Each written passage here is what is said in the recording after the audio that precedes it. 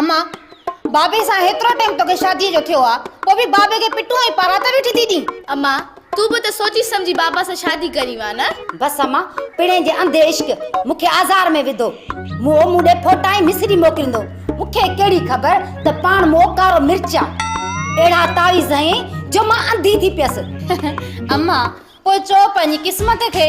आई अम्मा पंहिंजी क़िस्मत ते त पिटिया पई थी। तुंहिंजे पीउ सां शादी करण खां सुठो हुयो त मां को धालियो पाॾो धारियां त उज़ई त खपायां था न। ऐं तो वारो पीउ पा बसर जम न लहे। मुंहिंजो पीउ त पा बसर जो नथो लहे त वल्लू व्याजी का 20,000 छो वतई। उहे बि त बाबे खे ॾिनई न त होटल खोल। आई अम्मा इहो त छो मुंहुं कयमि। हाणे अलाह करे तो होटल हलाए। ऐं मूं त ॿुधो आहे होटल घटि क्रिकेट जे ज्वारियुनि जी बुकी घणी थी हले। बुकी छा बाबो माण्हुनि जूं बुकियूं तो खपाए छा? माण्हुनि जूं बुकियूं न पिणे ॿुधाईंदो आहे जेके क्रिकेट ते जुआ खेॾंदा आहिनि न उन्हनि जी बैठक खे बुकी चइबो आहे। बस मां दुआ करीस त रात बाबो 1000 आणे त मां या दिलाली मेकअप तो घुरायूं। ऐं बस तव्हां मेकअप खे छॾियो घर जी ॻाल्हि कयो।